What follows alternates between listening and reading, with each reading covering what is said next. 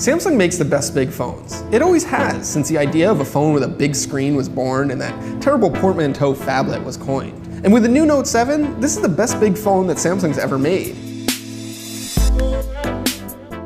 It's the result of years of refinement, design improvements, and performance enhancements. If you're looking for the best phablet you can buy, I can tell you to stop watching right now and just go place your order, because the new Note 7 is the best phablet yet. Earlier Notes stood out not only because they were big, but also because they were powerful. It was essentially the most specs you could get for your money. But there's a lot of big, powerful phones out now, and Samsung's changing its strategy just a little bit with the Note 7. This time around, the Note 7's leaning on its unique features, an improved S Pen, the ability to unlock your phone with your eyes, and a design that puts every other phone, including the iPhone, to shame. Design's not always the first thing I talk about with big phones, but with the Note 7 it really should be, because this is really a breathtaking design. It's a beautiful object that's comfortable to hold, great to look at, and pleasing to use. The symmetry between the front and the back of the phone not only make it comfortable, but they also make it feel much smaller than it actually is, even though it has a giant 5.7-inch display. Next to a Nexus 6P or an iPhone 6s Plus, the Note 7 almost looks small, and certainly is nicer to look at. This is a big phone that was designed to be a big phone from the start, not a small phone that was stretched out to big dimensions. So let's talk about the S Pen, because aside from the big screen, it's the most defining characteristic of the Note. This year it's better, it's got a finer point and more levels of pressure sensitivity. It's really much nicer to write with. Oh, and you can't put it in backwards, no matter what you do.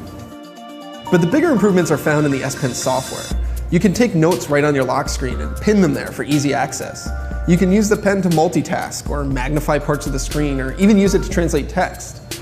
Artists will appreciate the ability to blend colors in the new drawing app.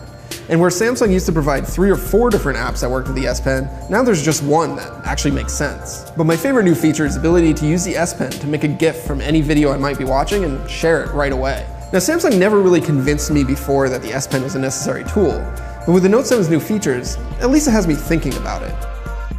I'm less impressed with the Note 7's iris scanner, which lets me unlock the phone with my eyes, instead of using a fingerprint or pattern or pin or password. It definitely works, but it can be pretty clumsy. I have to hold the phone really close to my face to make it happen, and it's often just easier to use the fast fingerprint scanner instead. Between this and the ability to take notes right on my lock screen, Samsung's attempting to remove any barriers that slow me down from what I'm trying to do. But the execution's not quite there yet. Now, other things that Samsung's done to improve the Note experience is cleaned up the software. The settings menu is much easier to navigate, for instance, and it's improved some of the features that debuted on the S7, like the always-on display. But there are 2 complaints I have with the Note 7. Its price and the carrier bloatware that continues to dog Samsung phones down. Now, I've been using the T-Mobile version, which is about $850. Other carrier versions are even more, and all of them have apps that you don't want or need. Now, the price isn't unheard of. It's directly competitive with the iPhone 6s Plus. But when you have phones like the OnePlus 3 that cost less than half that, it can be hard to stomach. The only way to get around the bloatware is to wait for the unlocked version, but Samsung hasn't yet said when that will be available.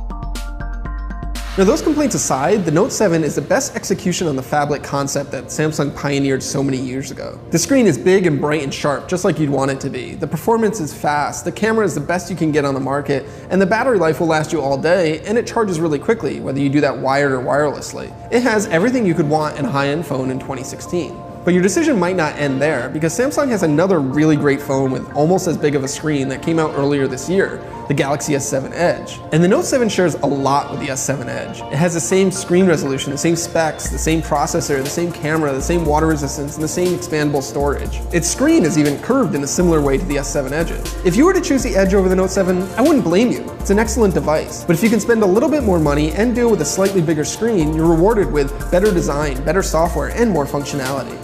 If you want the best phablet you can get, and you're willing to pay for it, the Samsung Galaxy Note 7 is the king of the hill.